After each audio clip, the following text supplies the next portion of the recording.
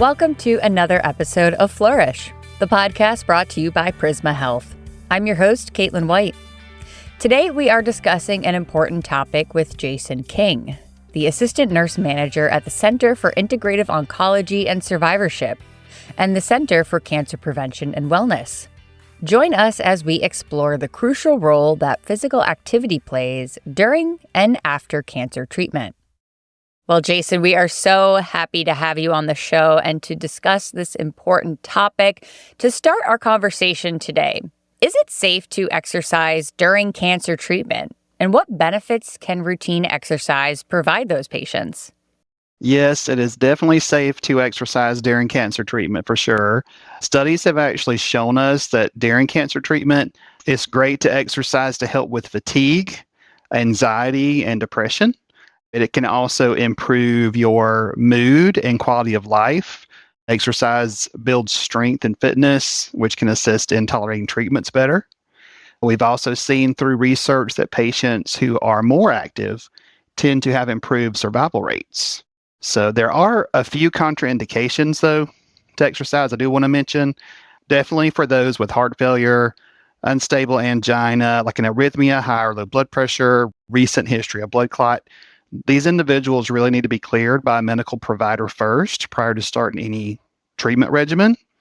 And then also, while patients are on treatment, they need to take their lab values into account. Certain cancer therapies affect the levels of normal blood cells, which can include our white blood cells, which fight off infection, our platelets, which clot our blood. So when patients have low white blood cells, naturally they're at increased risk of infection, and with low platelets, an increased risk of bleeding.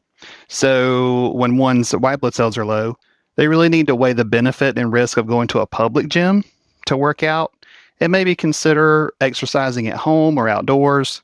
And definitely with low platelets, increased risk of bleeding, just watching for like injury, cuts, falls, stuff like that. Gotcha. Well, considering some of those caveats, what would you say counts as exercise and how much do you need? So exercise is really kind of seen as any regular physical activity. So it can include things like aerobic exercise, which would be walking, swimming, cycling, dancing, basketball, soccer. Muscle strengthening activities like lifting weights, using resistance bands, body weight exercises, flexibility training such as stretching, gymnastics, martial arts, and the balance training that some do, the yoga, Pilates, Tai Chi, and those balance type exercises. As far as like the recommended amount of exercise, most providers and clinicians and programs use the American College of Sports Medicine's guidelines for exercise. And so those are for adults age 18 to 65. They recommend 30 minutes of moderate intensity aerobic activity 5 days a week, or 20 minutes of vigorous intensity aerobic activity 3 days a week, and 2 or more days of muscle strengthening per week. All right. Well, of course, when it comes to cancer treatment, fatigue is a common side effect of many treatments. So what tips do you have to help people find that motivation to get up and exercise? Definitely. Fatigue is actually the number one complaint of cancer treatment, of patients on treatment. Some tips, definitely start slowly. Some movement is better than no movement.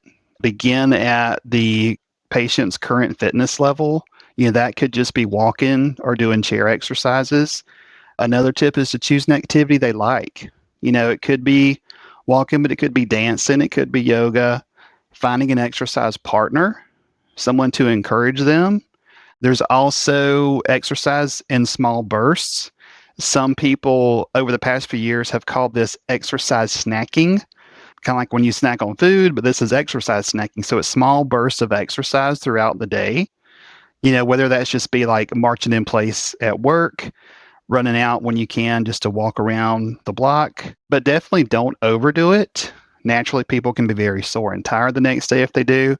And give yourself credit is another tip. Even if current abilities do not match what the patient used to be able to do, they need to give themselves credit for moving and improving over time. I love that. Giving yourself credit is so, so important, especially when your abilities and maybe your range of motion or just what you can do changes over the course of your treatment. Such a good thing to remember.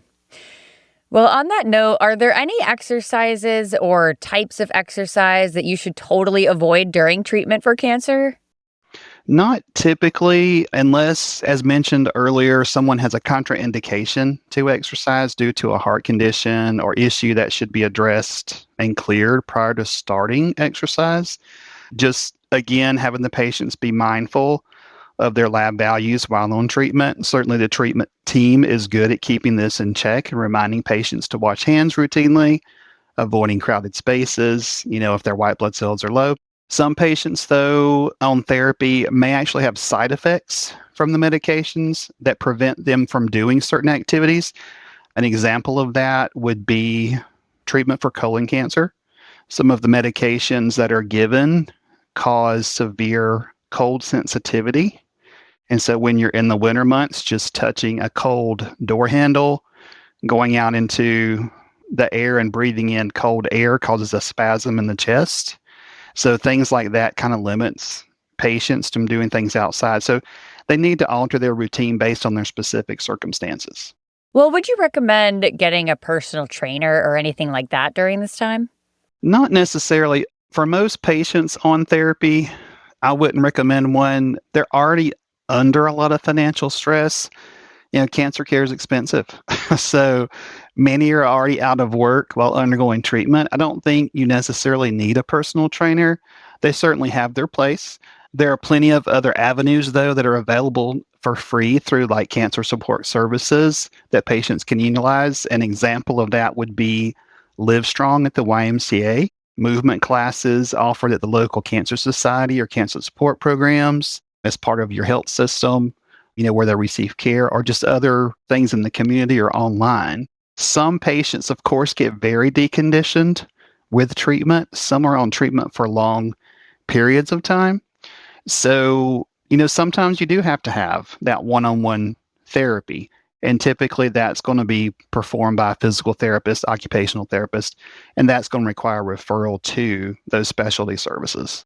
Well, Jason, wrapping up here today, can exercise help prevent cancer from reoccurring at all?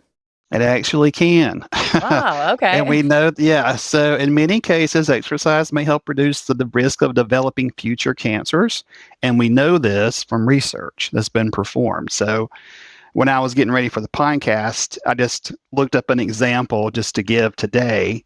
So if we look at an example of some published data, this was in 2021, there's a manuscript titled Physical Activity Reduces the Risk of Cancer Recurrence and Mortality in Cancer Patients. And this study analyzed 8 different studies on exercise and cancer recurrence.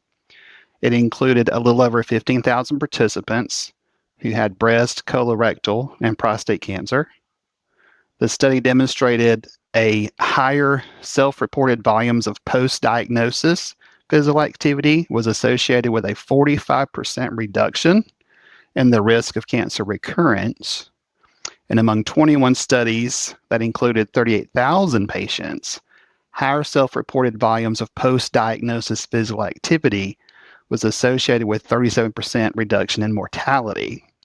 So the patients who derived the largest clinical benefit from physical activity were those individuals who were physically inactive prior to diagnosis and increased their volume of physical activity after diagnosis. Thank you, Jason, for sharing these insights on the importance of staying active during and after cancer treatment. Remember, you can find more valuable health and healing advice at prismahealth.org/flourish. Stay tuned for our next episode of Flourish, where we'll continue to provide you with practical tips and information from the experts here at Prisma Health. Thank you for listening and take care.